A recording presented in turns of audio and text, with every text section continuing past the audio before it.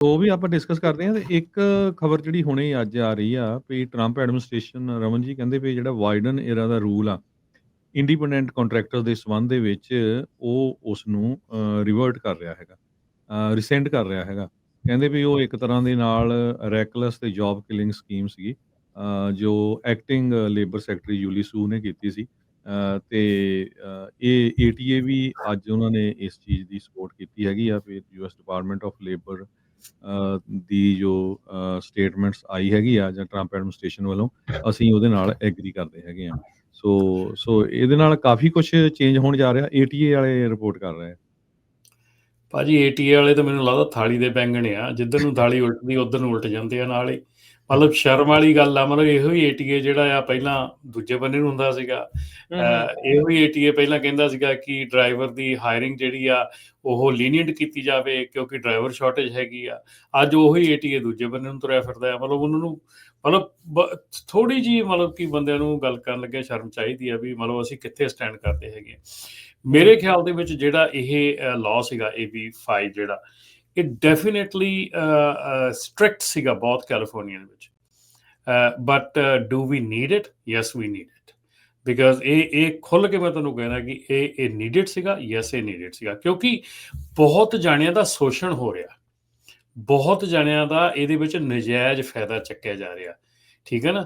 ਸਾਡੀ ਜਿਹੜੀ trucking community ਹੈਗੀ ਆ, ਸਾਡੇ ਜਿਹੜੇ ਡਰਾਈਵਰਸ ਹੈਗੇ ਆ, ਉਹ ਇਸ ਚੀਜ਼ ਨੂੰ ਸਮਝਦੇ ਨਹੀਂ ਕਿ ਜੇ 1099 ਵਰਸਸ W2 ਆ, ਉਹਨਾਂ ਦੀ ਜ਼ਿੰਦਗੀ ਦੇ ਵਿੱਚ ਕਿੱਡਾ ਵੱਡਾ ਖਿਲਵਾੜ ਹੋ ਰਿਹਾ ਉਹਨਾਂ ਨਾਲ।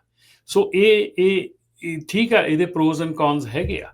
ਠੀਕ ਹੈ ਨਾ। ਬਹੁਤ ਕੰਪਨੀਆਂ ਜਿਹੜੀਆਂ ਆ ਉਹ ਇਹਦੇ ਵਿੱਚ ਨੁਕਸਾਨ ਵੀ ਹੋਇਆ ਹੈਗਾ, ਪਰ ਇਹ ਇੱਕ ਜਿਹੜਾ ਇਹਨੂੰ ਟੋਟਲੀ ਅਬੋਲਿਸ਼ ਕਰਨਾ ਵੀ ਜਿਹੜਾ ਉਹ ਗਲਤ ਹੈਗਾ, ਕਿਉਂਕਿ ਇਹ ਬੇਸਿਕ ਰੂਲ ਹੈਗਾ ਕਿ ਜੇ ਤੁਸੀਂ ਐਜ਼ ਅ ਇੰਪਲੋਈ ਆ ਤੇ ਤੁਹਾਨੂੰ ਇੰਪਲੋਈ ਨੂੰ W2 ਮਿਲਣਾ ਚਾਹੀਦਾ, ਤੁਹਾਨੂੰ ਇੰਪਲੋਈ ਨੂੰ ਸਾਰਾ ਟੈਕਸ ਜਿਹੜਾ ਉਸ ਹਿਸਾਬ ਦੇ ਨਾਲ ਕੱਟਿਆ ਜਾਣਾ ਚਾਹੀਦਾ।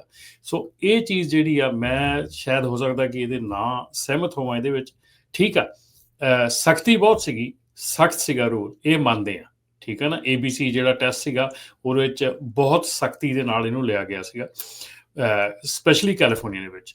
ਪਰ ਜੇ ਇਹਨੂੰ ਸਹੀ ਤਰੀਕੇ ਨਾਲ ਦੇਖਿਆ ਜਾਵੇ ਤਾਂ ਮੇਰੇ ਖਿਆਲ ਦੇ ਵਿੱਚ ਇਹ ਜਿਹੜਾ ਵਰਕਰ ਹੈਗਾ, ਇਹ ਜਿਹੜਾ ਲਾਅ ਇਹਨੂੰ ਅਬੋਲਿਸ਼ ਕਰਨਾ, that means that you are helping a bigger players in the industry.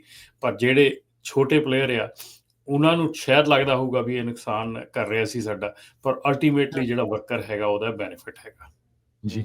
ਸੋ ਸਰੋਤਿਆਂ ਨੂੰ ਦੱਸਦੇ ਜਾਈਏ, ਬਹੁਤ ਸਾਰੇ ਜਿਹੜੇ ਸਾਡੇ ਸਰੋਤੇ ਉਹਨਾਂ ਨੂੰ ਪਤਾ ਨਹੀਂ ਹੋਣਾ ਏਟੀਏ ਕੀ ਆ। ਅਮਰੀਕਨ ਟਰੱਕਿੰਗ ਐਸੋਸੀਏਸ਼ਨ ਆ ਤੇ ਦੂਸਰੀ ਇੱਕ ਟਰੱਕਾਂ ਦੀ ਐਸੋਸੀਏਸ਼ਨ ਹੈਗੀ ਓਇਡਾ, ਉਹ ਇੰਡੀਪੈਂਡੈਂਟ ਓਨਰ ਆਪਰੇਟਰ ਵਾਲਿਆਂ ਦੀ।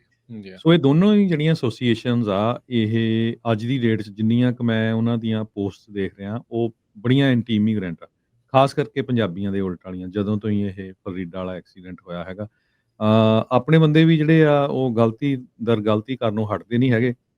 ਪਿਛਲੇ ਹਫ਼ਤੇ ਇੱਕ ਨੌਜਵਾਨ ਨੇ, ਦਿਲਪ੍ਰੀਤ ਸਿੰਘ ਨੇ ਕਾਲ ਕੀਤੀ ਸੀ, ਉਹਨੂੰ ਬਹੁਤ ਲੋਕਾਂ ਨੇ ਉਹਨੂੰ ਪੋਜ਼ੀਟਿਵ ਸੈਂਸ ਦੇ ਵਿੱਚ ਲਿਆ, ਲੱਖਾਂ ਦੀ ਗਿਣਤੀ ਦੇ ਵਿੱਚ ਉਹ ਦੇਖੀ ਗਈ ਆ। ਸੋ ਆਪਾਂ ਬੇਨਤੀ ਜ਼ਰੂਰ ਕਰਾਂਗੇ ਉੱਦਾਂ ਦੇ ਸਰੋਤੇ ਕਾਲ ਜ਼ਰੂਰ ਕਰਨ, ਤਾਂ ਕਿ ਜਿਹੜੇ ਹੋਰ ਆਪਣੇ ਜਿਹੜੇ ਭੈਣ ਭਰਾ ਆ ਉਹ ਆਪਾਂ ਪੋਜ਼ੀਟਿਵ ਪਾਸੇ ਚੱਲ ਸਕੀਏ।